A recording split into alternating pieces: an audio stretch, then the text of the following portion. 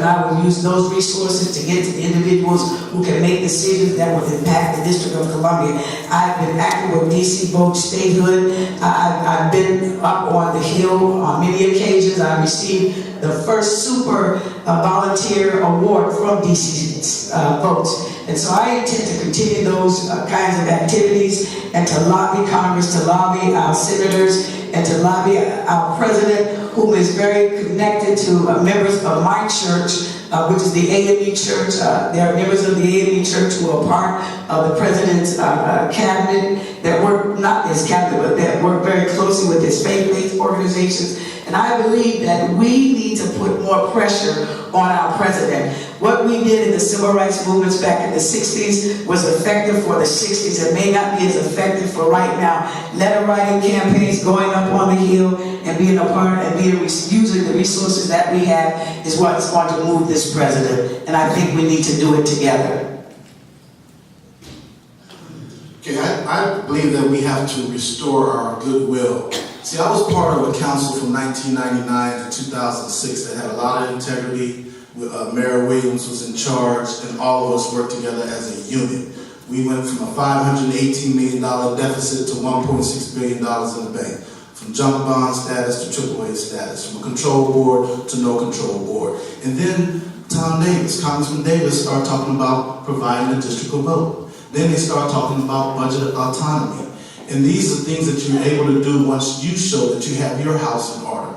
But in addition to that, I also serve as a Democratic National Committee man. I've been involved with Brizill and others, and we've done resolutions year after year in support of statehood. I'm a former board member of DC Vote. I work with Halir. This year I'm pushing the 150th anniversary of DC Emancipation Day. I've invited the president and told him, you know, this is 150 years of freedom. From Lincoln to Obama to King on the Mall, now it's time for statehood. So I'm keeping the pressure on, but you have to walk right, you have to do the right thing. The president is going to be around people who are doing the right thing. And this government has to come back together and work for the good of the nation. And also, don't embarrass the president when you're standing next to him. But the president has an obligation. We would hope if he's re-elected that they will provide him a little bit more flexibility because he will not have to be concerned about running for another term. So hopefully he will get to those issues, and we need to be ready and working with him to make sure that we put him in a position where he can't say no. We have to be like the Godfather,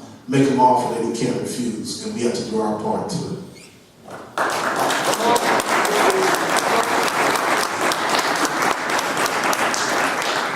With all due respect, Councilmember, we can't wait until he feels that the time is right. We need to keep the pressure on. And I'll tell you what I wouldn't do, which is I don't think it's an effective use of resources to head on up to New Hampshire when we're going to have a losing battle up there. That doesn't make sense. That's not an effective use of resources. That feels more like grandstanding and less like effective organizing. I'll tell you, I have something in common with the president. Not a lot, but some things in common, which is that I spent most of my adult life as an organizer. And I know what it takes to develop strategies and find the right tactics. This is what we need to do. And yes, we need to educate folks across the country around this, but we need to do it in a way that actually helps build momentum. And I don't think that's happening right now. I also, if I were in the Wilson Building, I can tell you, I know how close the Wilson Building is to Capitol Hill. And part of what we need to do is spend a lot more time walking up there and lobbying and pushing hard for Democrats to be more active and vocal on this issue. Our own allies are not active and vocal enough on this issue. That's the kind of leadership that we need to see. That's the kind of effective strategy that I think we can develop to raise awareness and win on this issue.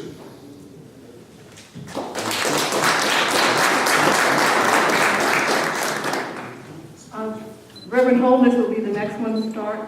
I'm going to try a variation on something. I'm going to ask a series of questions on one particular topic, and I would like to answer with one word or a sentence, no more than a sentence. Starting with Reverend Holness, the question to all the candidates. Do you believe that there is a culture of corruption throughout the district government? Yes or no? And we'll go down very quick. Yes. Yes.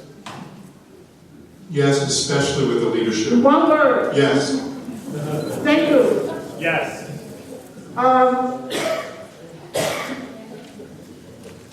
What would you do specifically in one sentence to address the situation? Mr. Orange. I would examine all our internal controls and make sure that they operate to safeguard our assets. Mr. Shapiro. I believe I need to be replacing Mr. Orange. Sekou.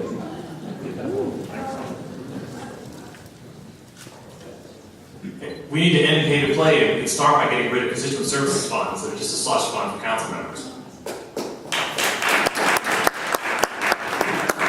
Mr. Shapiro. I'm sorry. Where are we? Holness. Thank you very much. Okay. Reverend Holness. I'm sorry. Go ahead. Go on, Andrew. My answer is that I too would end our constituent funds and reevaluate how our council members expend monies that are under their control. In the past few months, the council has adopted an ethics bill. I would like to ask you your impression of the legislation. Do you think the ethics bill recently adopted by the council will effectively address the cultural corruption in the district government? Yes or no? Where are we? Mr. Orange? Mr. Shapiro? No. No. Absolutely not. No. What needs to be added to that bill? Full-time employment versus part-time, term limits, prohibition against monthly contributions, addressing the issue of contributions from unions or corporations, more effective laws regarding lobbyists, increasing the council staff salary, public financing of campaigns, more detailed provisions regarding disciplining elected officials, addressing the issue of constituent services funds. You have a minute to answer. Mr. Shapiro.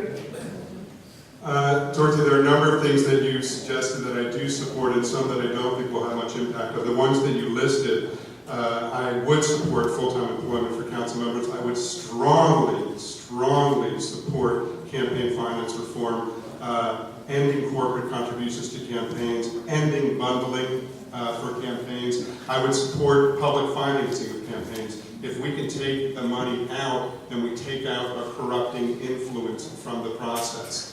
That's a fact, and that's something that we should fight for. That's something that our leaders should push through. It shouldn't have to happen from the outside as a referendum. That's something that the council could take on, and I would take on if I were elected. Okay, Mr. Biddle. Okay, I'm sorry. And the last thing I would say is I would ban constituent service funds, and with the system that we have now, I would support as much transparency as possible so we as residents know what's going on, know who's paying for who, and we know what influences there are in the process. Mr. Biddle? Thank you.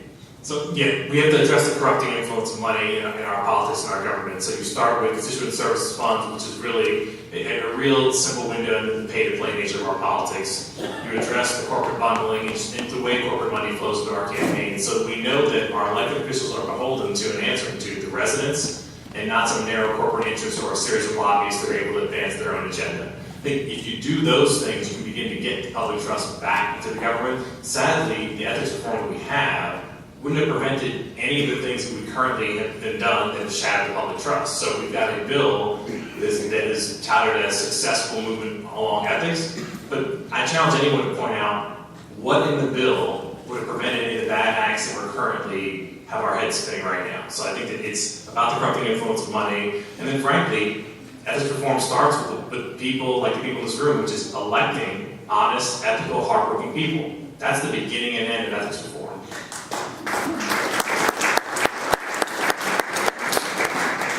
I think the fact that we have to promulgate laws that enforce ethics reform is a major issue in the District of Columbia. Full-time employment for our city council members is a must. having outside jobs takes away from their ability to do what they need to do, because you cannot serve two masters. Term limits should be enforced in the district. Campaign finance reform should be an issue. Ending corporate pay to play is a major issue. I think there needs to be a certain amount of transparency of who is putting monies into different campaigns, because that's how we find out who owns the particular candidate. The bond constituent fund is a major issue, and corporate bundling is certainly something that we need to look into. I think the major fact that we have to have an ethics bill speaks loudly about our government. I think my position is well documented. I wrote an editorial for the Washington Post that indicates that I would impose a ban on outside employment for council members, and I would couple that with the ban on corporations. That needs to be together. See, in my view, you cannot ban corporate contributions but then allow the council member to work for the corporation. We have council members that work with businesses that are doing business with the city, that are getting district money, so I would ban that. Also, I also talked about reintroducing and getting approved term limits. But one thing I think that the folks up here miss is that on the council there are 13 members. You need 7 votes. And so you have to